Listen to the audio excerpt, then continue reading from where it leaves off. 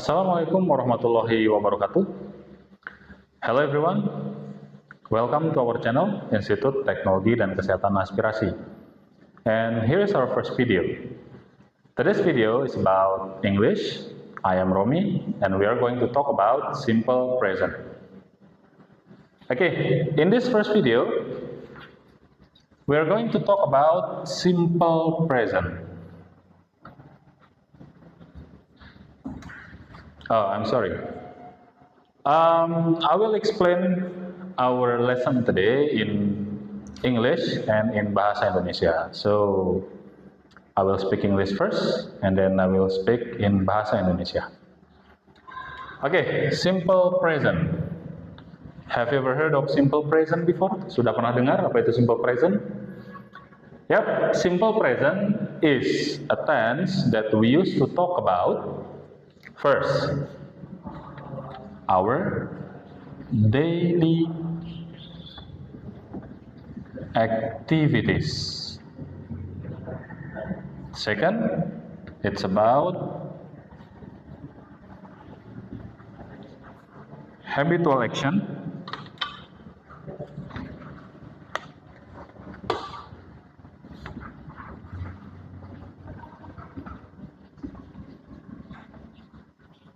And the third, it's about general truth.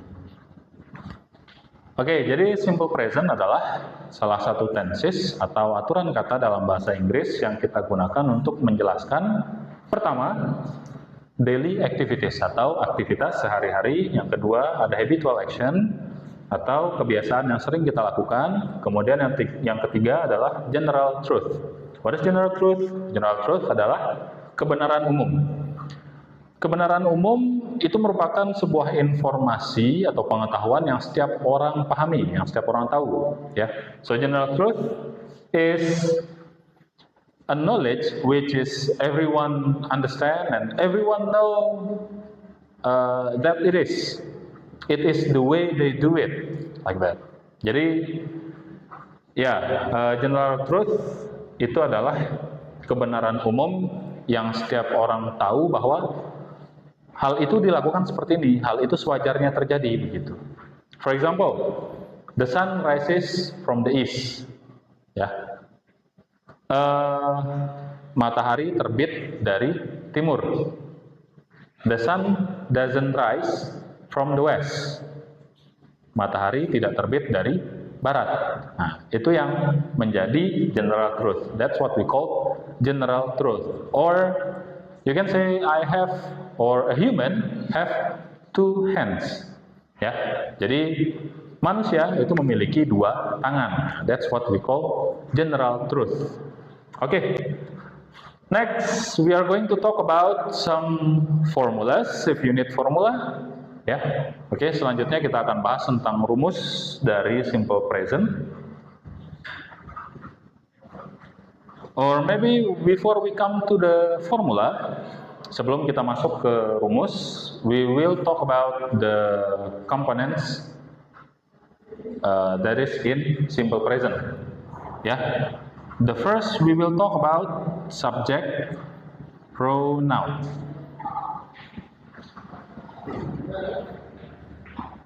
Subject pronoun atau subjek. Subject pronoun consists of, terdiri dari I, you, they, we, she, he, it. Or we can take one of the name John. Oke, jadi subjek pronoun itu terdiri dari ada I, saya, you, kamu, they, mereka, we, kami atau kita, she, dia, perempuan, satu orang, he, dia, laki-laki, it, benda atau hewan bisa, John, satu orang, John. Oke, subject pronoun is always at the first of the sentence. Ya, jadi karena ini masih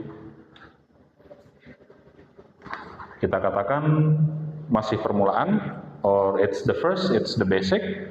So we will put subject pronoun at the first of the sentence. Yeah. Okay, I'll give you some example.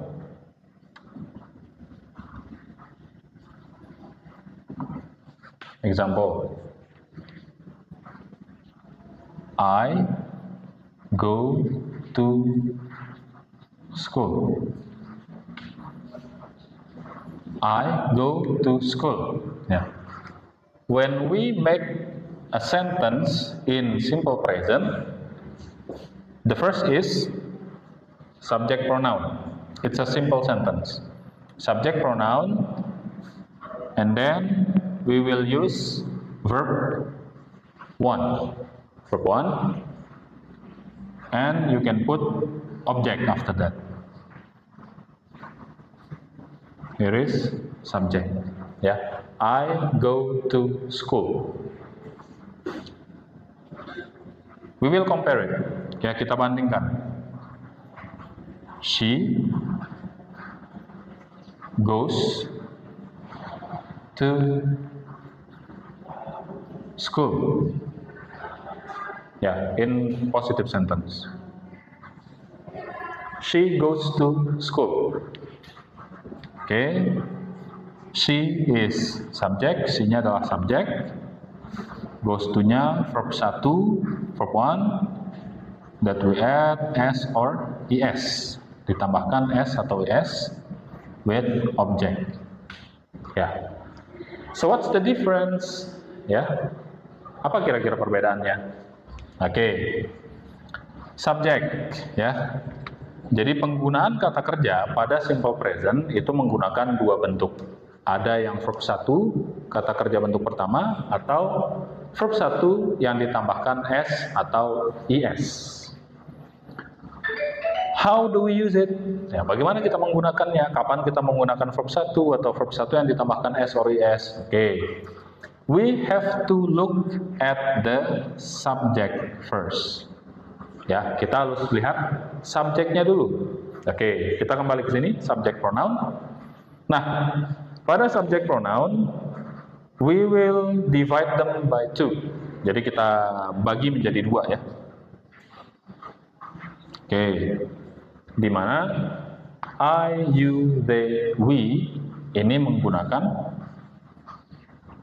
verb 1. And she, he, it with John, we use verb 1, s, and es. Kenapa? Why? Nah, apa alasannya? What's the reason? Oke. Untuk simple present pada subject pronoun, kita akan menggunakan verb 1 itu untuk plural subject. Ya, plural subject atau subjek yang lebih dari satu kecuali kata I. You, apakah satu? Betul. Bisa satu, bisa lebih dari satu. Karena you bisa berarti kamu, bisa berarti kalian. Kemudian they, mereka. We, kita. Berarti lebih dari satu ya.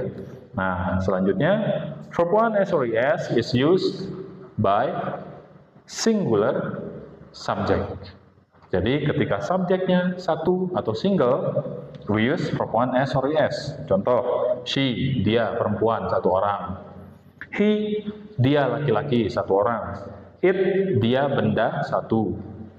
John, satu orang, John doang, begitu ya. Jadi pengaplikasiannya untuk pada kalimat positif, in positive sentences, subject I is used with verb 1. So I go to school. Can we make it I goes to school? No. We only use I go to school. And then she goes to school. Because she is singular subject, so we use go with es. Karena she ini satu, maka kata kerja pertama pada go itu kita tambahkan es. Mungkin ada yang akan bertanya, bagaimana perbedaan penambahan s atau es pada kata kerja? Itu akan kita bahas di video selanjutnya. Jadi hari ini kita akan fokus, we are focusing on simple present tadi. Jadi hari ini kita akan memokuskan pada simple present saja. Ini baru kalimat positif. Sekarang kita masuk ke kalimat negatif. Oke. Let me erase this one. Kita hapus dulu yang ini.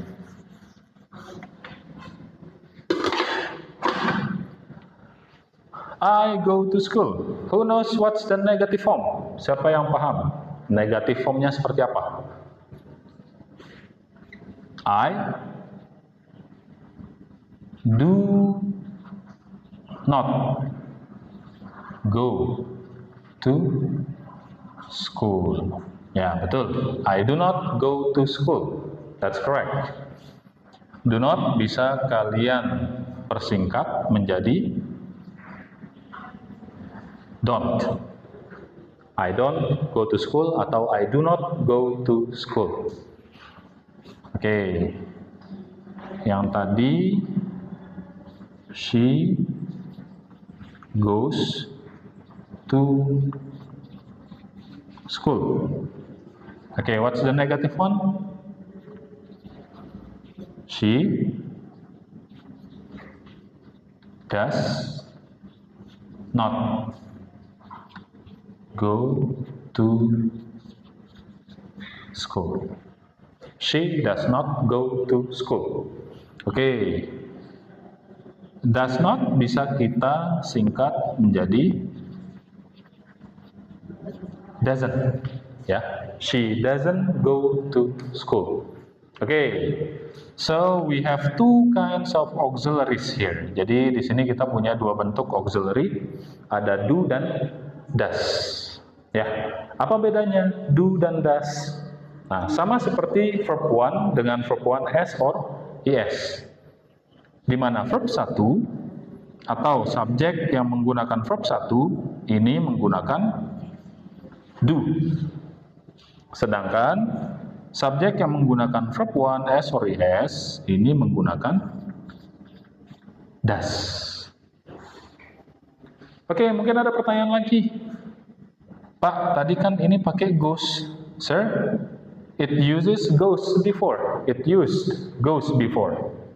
So, how come it uses go here? Oke, kenapa di sini goes, di sini berubah menjadi go? Oke. In a sentence, ketika kita sudah menambahkan es di sini, maka pada kata kerja kita tidak perlu menggunakan es lagi. We already have does here, do with es, so we don't need to put es here anymore, ya. Jadi es-nya tidak perlu ditambahkan lagi di kata kerja, langsung kembali ke verb 1, ya, go. Ketika sudah ada does-nya. Oke. Next, we will talk about interrogative sentence, ya. Nah, when we have negative sentence, ketika kita sudah memiliki negative sentence, it will be easy to make interrogative sentence. Ya, ketika kita sudah memiliki negative sentence atau kalimat negatif, akan lebih mudah lagi membuat kalimat interrogatifnya atau kalimat tanyanya. How do we do it? Oke, gimana caranya? Kalian tinggal merubah posisi I do menjadi do I. Ya. Nah, selanjutnya tinggal mengikuti kalimat yang ada. Do I go to school? Oke. Selanjutnya yang di bawah.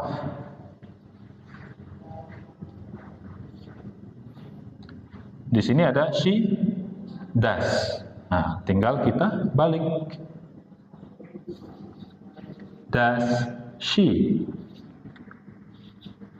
go atau goes? Karena sudah ada does, berarti tetap go.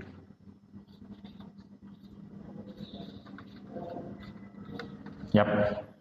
Does she go to school? Yap. Jadi Di sini kita menggunakan go tetap pada verb 1 karena sudah ada does-nya. Ya, you can compare between do and does. In negative sentence, I do not go to school or I don't go to school. She does not go to school or she doesn't go to school. Well, I think that's it for our first video. Saya rasa cukup untuk pembahasan kita hari ini di video pertama. And we are going to meet again later. Jadi kita akan berjumpa lagi di video-video selanjutnya. I hope you enjoy it. And if you find any mistakes, I do apologize. Jadi kalau ada yang salah, saya mohon maaf. Wabillahi taufiq wal hidayah. Wassalamualaikum warahmatullahi wabarakatuh.